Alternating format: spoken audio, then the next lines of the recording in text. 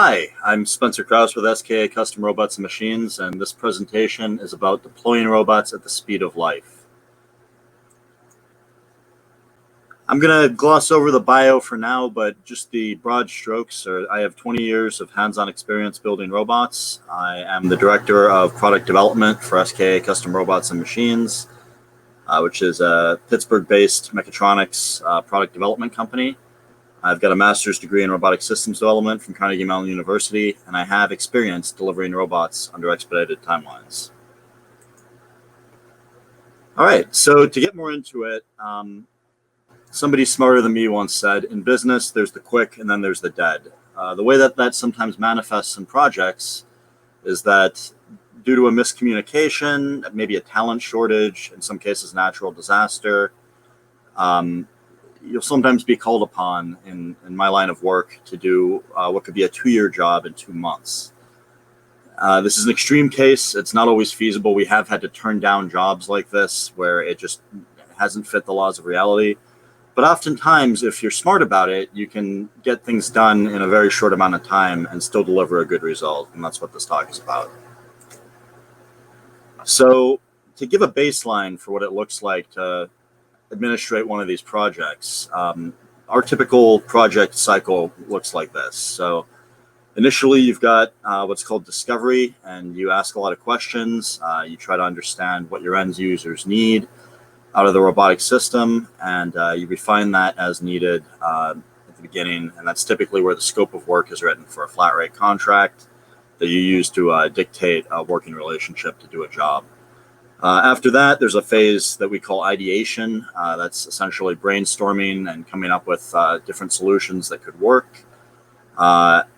Typically, there's a design review between ideation and development, and then you just go into building the thing.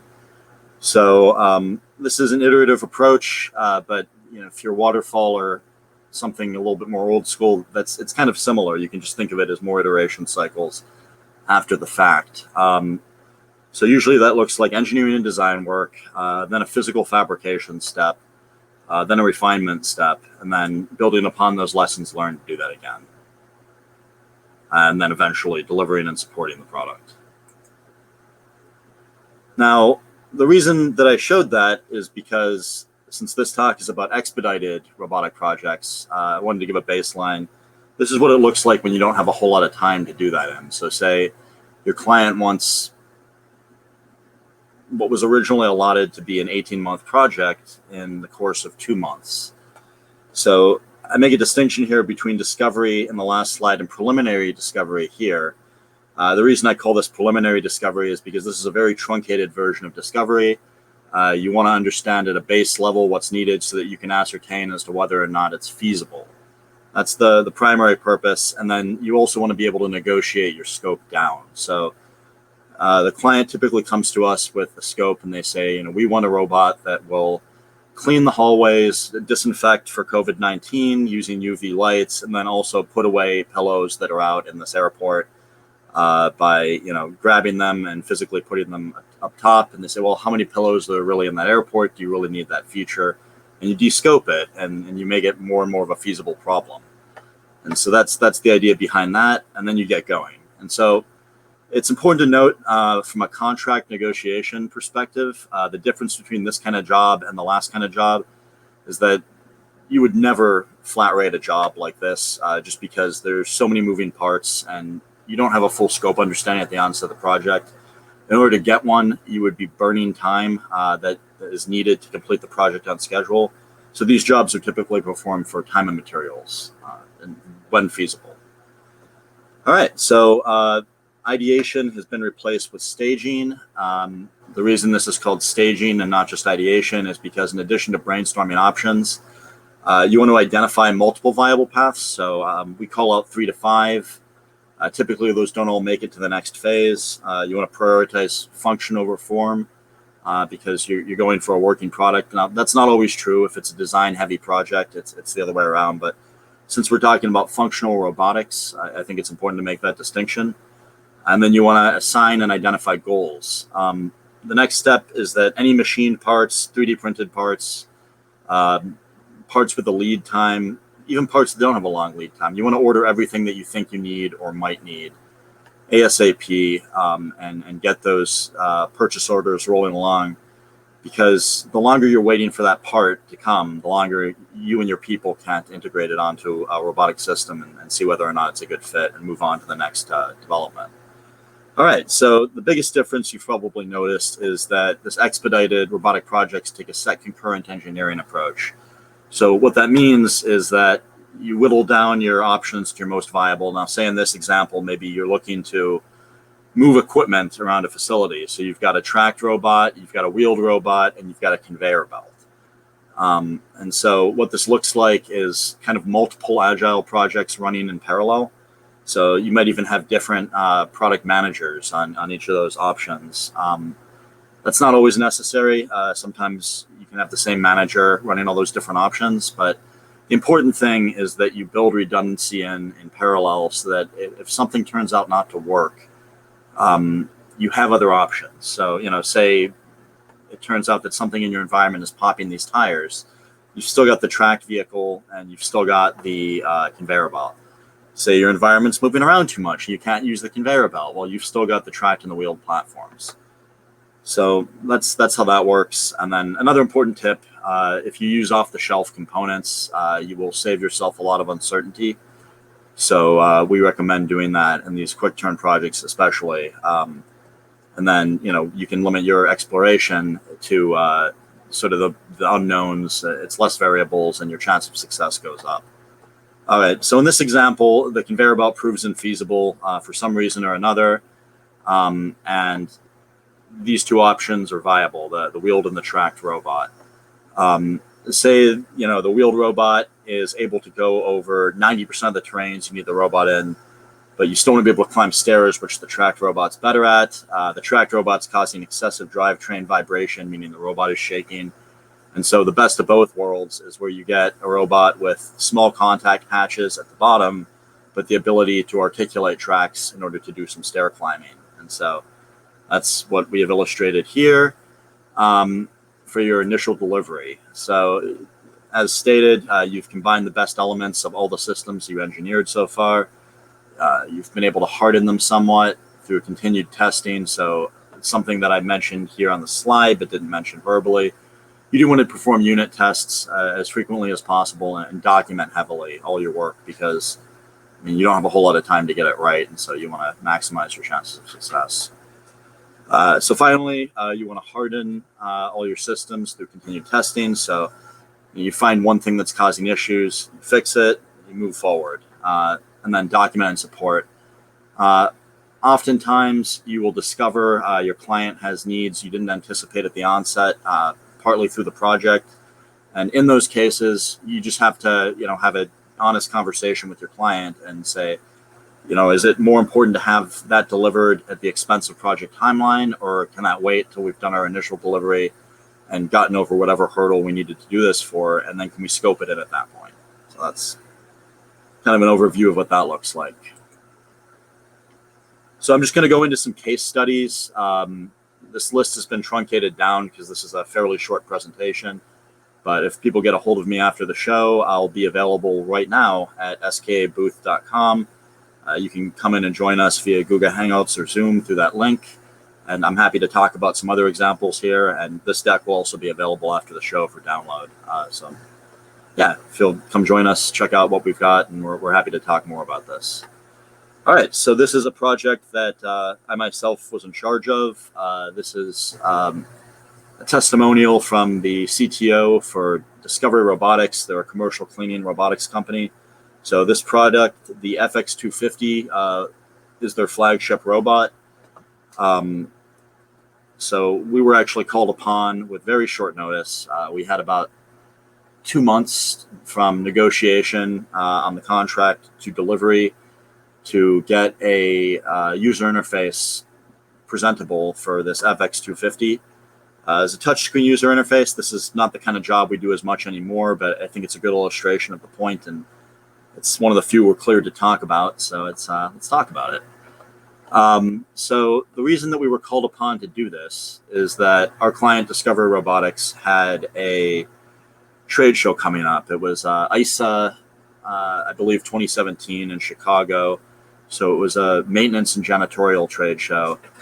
They were debuting this robot, and another firm had unfortunately dropped the ball on delivering a viable user interface. So we came in quickly.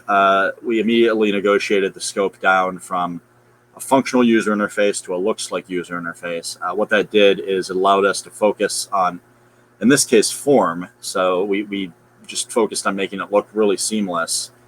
And in the wake of that, our client was able to pre-sell 75 of these robots to the Sealed Air Corporation, and it was considered a success. So we're very proud of that work. All right, so I'm going to go into one that I think is a little bit more relevant to ASME's Inspection and Maintenance Robots Summit. And so this is a quick turn inspection robot that we made for the event. So we are not an inspection robot company, as you may have figured out by now. SKA is a contract engineering company that specializes in robotics and mechatronics. But we've worked on several, and we wanted to showcase our ability to quickly rise to the occasion. So what we did essentially is we took robots that we were using as in-house development tools, and we installed first a RealSense camera, but that proved to not really have the right focal distances we were looking for. Then we put an internal camera in, that was a lot better. And so we got all this tooled up in under a month, I want to say. So we're calling this the SKA Custom Robots and Machines Inspection Challenge.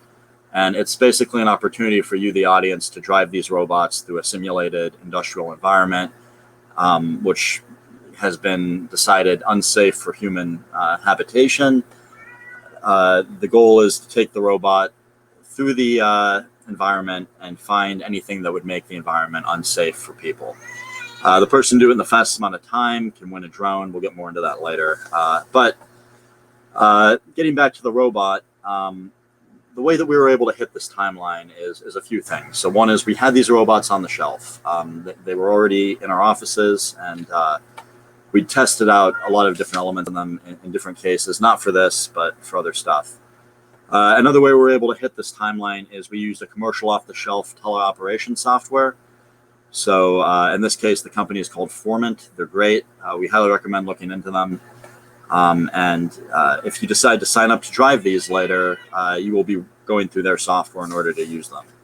And again, the result is that you, the audience, can drive our robots from home in a mock inspection mission and compete to win awesome prizes.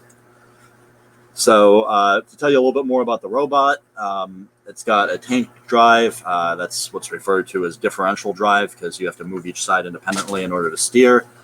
You've got a first-person camera, as you can see the Cyclops monocular view here.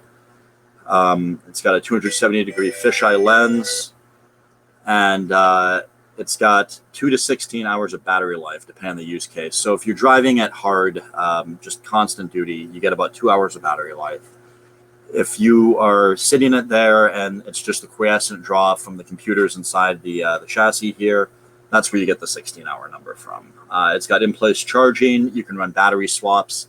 And the purpose of developing out both these options is just to have it active all day long so that we can run better events for audience participants. So that's the idea behind that. The parts are universal. So this is a robot from a fleet. There are multiple of these robots. And so if anything breaks, you can bring in another identical robot and have the activity still be live. And then, the other side of that is that maintenance is simplified. So you can grab, a part off the shelf, and they're all interchangeable, and you're ready to keep going. We use just an emergency stop for the power switch, and that simplifies the design quite a lot from some of our larger vehicles. All right. So SKAlist.com is where the sign up for this inspection challenge is. And let's go into that. So essentially, we have a map here. In addition to building this robot, we also had to build a course in one of our offices. Please excuse the clutter. As you can see, the driver's view here, looking out of a pipe that's meant to be inspected by the robots.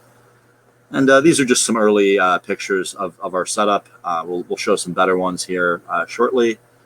And then again, skalist.com, you can sign up. We'll make you an account on Formant, and the winner will get an FPV drone.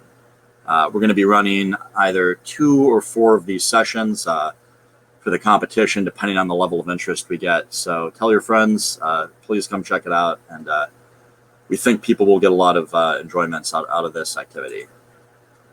All right, so there's another picture of what the robot sees through Formant. And then just another part of our course here. So yeah, this is more or less it. I think you get the idea, so I'm going to keep going forward. All right, so in summary, you're going to need to make compromises if you want to deliver results under compressed timelines. The basic formula has been talked about during this presentation, but I'll go a little bit deeper in right now so that you get kind of the juiced down version of what we're going for here, or rather the condensed version of what we're going for here. So step 1 is to narrow down your scope to its minimum viable components. That is to say, the things that you need to deliver what your client actually needs in a short period of time, and that'll save them money and increase your chance of success. The next thing you want to do is utilize commercial off-the-shelf or COTS components in your design as much as possible. Basically, whenever you have an option between reinventing a wheel or buying a wheel off the shelf, buy the wheel off the shelf is what that means.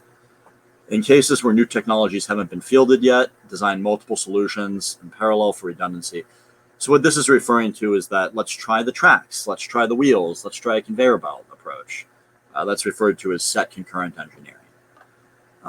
The step after that is to combine the best elements from developed systems into a deliverable robot or other sort of system. And then in parallel to all this, you want to manage expectations and cycle resources strategically. So we didn't get super into this, but essentially what that means is to just frequently check in with your client and remind them of the realities of the situation. As hiccups arise, clients can handle bad news. They just can't handle it late in the timeline.